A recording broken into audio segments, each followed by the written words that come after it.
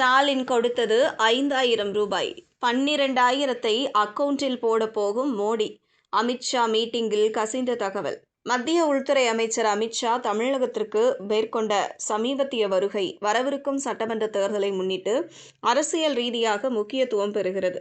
திருச்சியில் நடைபெற்ற இந்த பயணத்தின் போது மாநில அரசியல் நிலவரம், கூட்டணி அமைப்பு, தேர்தல் திட்டங்கள் உள்ளிட்ட பல்வேறு அம்சங்கள் குறித்து விரிவான ஆலோசனைகள் நடைபெற்றதாக தகவல்கள் தெரிவிக்கின்றன.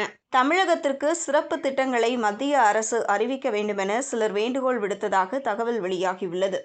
மேலும் இன்னும் சில நாட்களில் மத்திய அரசு 12,000 ரூபாய் வரை வங்கிக் கணக்கில் செலுத்தலாம் என தகவல் கசிந்துள்ளது. டெல்லியில் இருந்து தனி விமானம் மூலம் வந்த அமித்ஷாவிற்கு திருச்சி விமான நிலையத்தில் கட்சி நிர்வாகிகள் உற்சாக வரவேற்பு அளித்தனர்.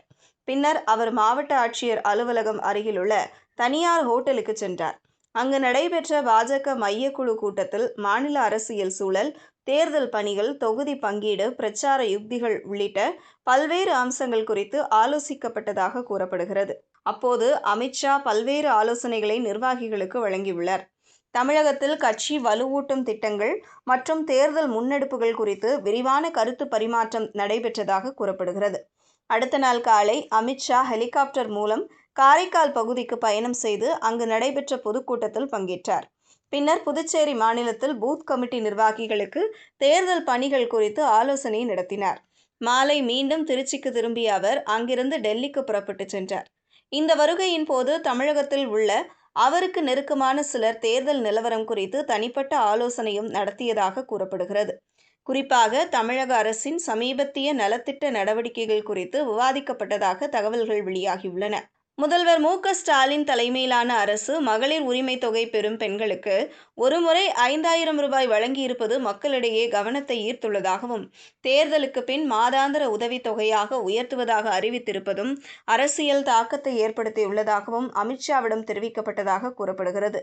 இதன் பின்னணியில் மத்திய அரசும் தமிழக மக்களை ஈர்க்கும் வகையில் புதிய அறிவிப்புகளை வெளியிடுவது குறித்து பரிசீலிக்க வேண்டும் என்ற கோரிக்கை முன்வைக்கப்பட்டதாக தகவல்கள் தெரிவிக்கின்றன. இத்தகைய அறிவிப்புகள் வெளியிடப்பட்டால் அது பாஜக மற்றும் அதன் கூட்டணிக்கு தேர்தலில் சாதகமான சூழலை உருவாக்கும் என ஆலோசனையில் கருத்து தெரிவிக்கப்பட்டதாக கூறப்படுகிறது. தமிழகத்தில் தேர்தல் அரசியல் தீவிரமடைந்து வரும் நிலையில் தேசிய மட்ட தலைவர்களின் நேரடி ஆலோசனைகள் கட்சி அமைப்பை சுறுசுறுப்பாக்கும் நோக்கத்துடன் நடைபெற்று வருவதாக அரசியல் வட்டாரங்கள் மதிப்பிடுகின்றன. குறிப்பாக மத்திய மட்டத்தில் இருந்து தேர்தல் திட்டமிடல் நடைபெறுவது வரவிருக்கும் தேர்தலை கட்சிகள் முக்கிய அரசியல் போட்டியாக கருதுகின்றன. இந்த நிலையில்தான் தற்போது பாஜக வட்டாரத்தில் ஒரு தகவல் கசிந்து கொண்டுள்ளது. அதாவது, இதுவரை நிறுத்தப்பட்டிருந்த கேஸ் மானியம், உர மானியம் உள்ளிட்டவற்றை மொத்தமாக மத்திய அரசு பயனாளிகளின் வங்கிக் கணக்குகளில் செலுத்தலாம் என சொல்லப்படுகிறது.